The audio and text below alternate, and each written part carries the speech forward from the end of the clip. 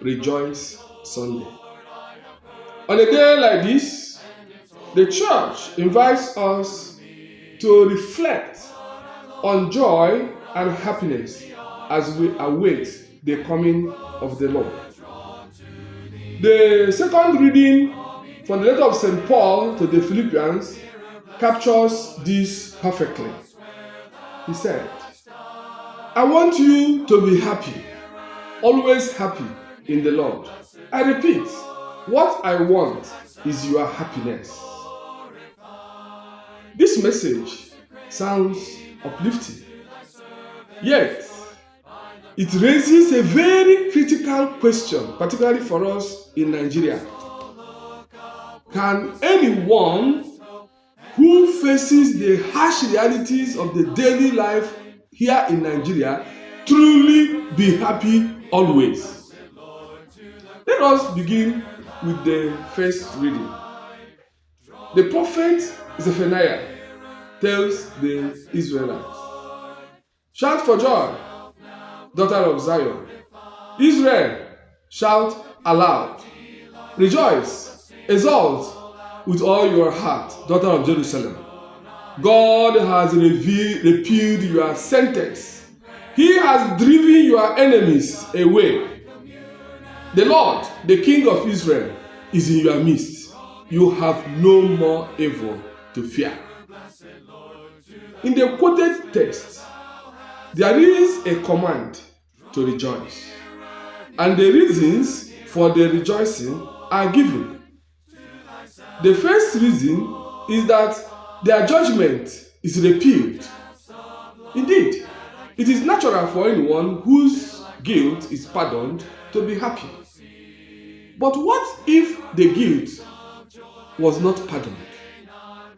What if you are not even guilty and guilt is placed upon you? Will you be happy? The second reason for happiness is that the enemies are driven away. Anyone whose enemy is driven away has every reason to rejoice because an imminent danger has been removed. But what if you sit in your home and danger begins to lurk from all sides? The truth is, many external things make us happy. Promotion at work, birth of a new child, achievement of a goal, or even simple pleasures like good food or laughter with friends. But the reality is, these moments of joy or happiness are fleeting. The conditions that elicit happiness are never constant. Therefore, when happiness depends solely on external circumstances, we risk being at the mercy of life's ups and downs. One moment we are elated, the next moment we are devastated. This leaves us in a perpetual cycle, like a pendulum swinging between joy and sorrow. The question is there no way out of this? Is it possible to attain an existential equipoise such that, like St. Paul, we are happy amidst any circumstance? In his letter to Philippians 4:11-13, Paul declared, I have learned how to be content whatever the circumstances. I know what it is to be in need. I know what it is to have plenty. I have learned the secret of being content in any and in every situation, whether well-fed or hungry, whether living in plenty or in want. I can do all things through him who gives me strength. That is St. Paul. I believe him. I also strive to be like him, but I have not gotten there.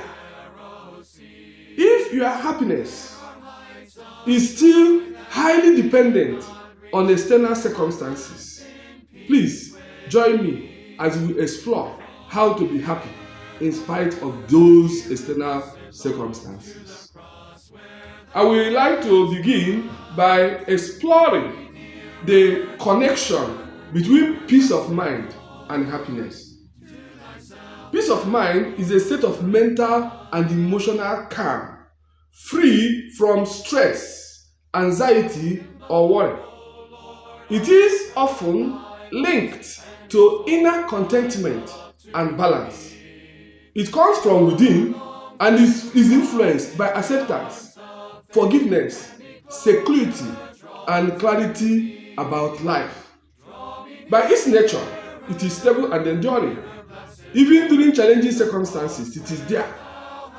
Happiness, on the other hand, is a feeling of joy, pleasure, or contentment that can be momentary or long term.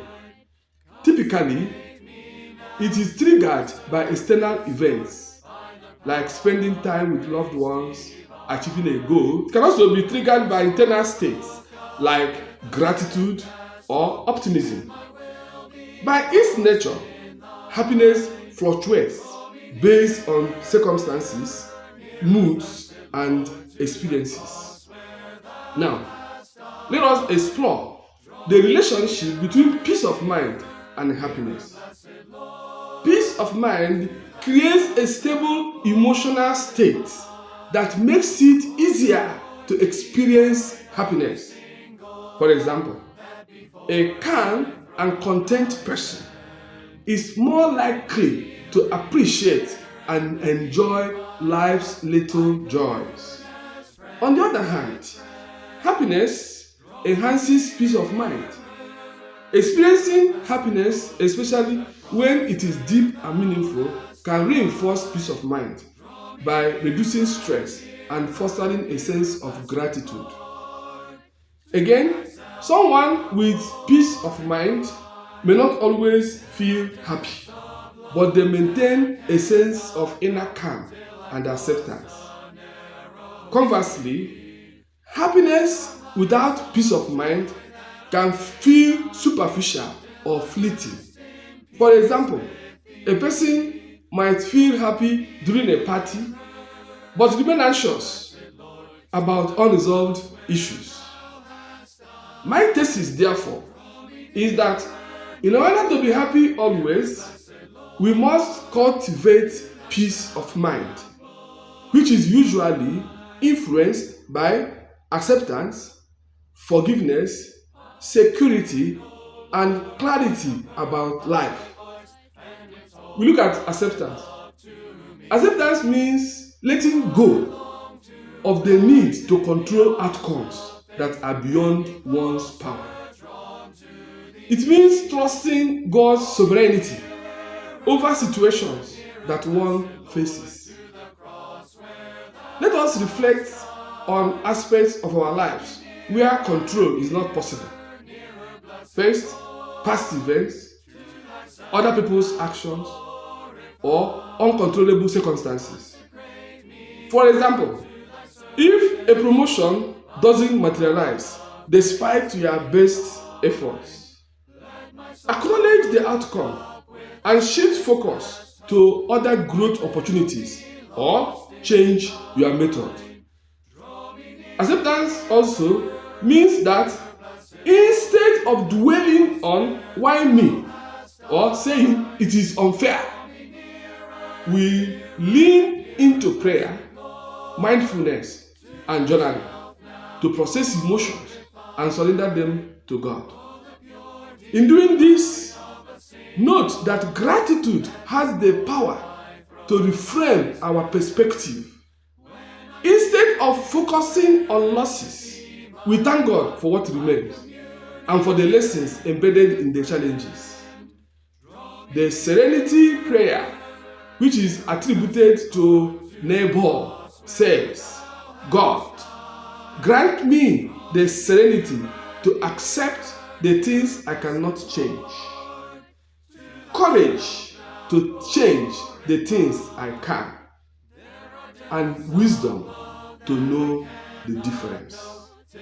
The second aspect that helps peace of mind is forgiveness.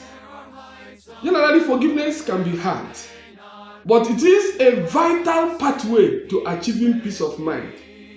When we forgive those who offended us, We release ourselves from the burden of anger, resentment, and bitterness. These things ordinarily disrupt our emotional and spiritual equilibrium and therefore bring us disquiet and lack of peace. The third one is security. Security refers to a sense of safety and stability in various aspects of our lives, be it relationship, finances, health, or faith. Physical security refers to knowing that we are safe in our environment, having basic needs met, living free from imminent danger. Then you can also talk about emotional security. That is, whereby you feel loved, supported, and accepted by others. There is spiritual security, trusting in God's provision and protection, knowing that He is in control. Now, when these aspects of security are present, we experience a sense of peace. We feel cool, calm, relaxed, and confident in facing life's challenges. But peace of mind is more achievable when we feel secure because we are not constantly worried about external threats or internal fears. Vulnerability, on the other hand, is a state of being exposed to potential harm, failure, or disappointment. It can be emotional, it can also be circumstantial, but whatever it is, vulnerability, which we all share part in, often robs us of our peace of mind. But then, embracing this part of our life and finding strength in God can help us to navigate with calm and resilience. In conclusion, happiness may fluctuate with circumstances, but by cultivating peace of mind through acceptance, forgiveness, security, and clarity about life, we can find lasting joy even in difficult times. Like St. Paul, we too can learn to be content in every circumstance, finding strength in God in order to maintain the peace and happiness which we all require. I pray that on a day like this, you enjoy, and you enjoy in the Lord. God bless you.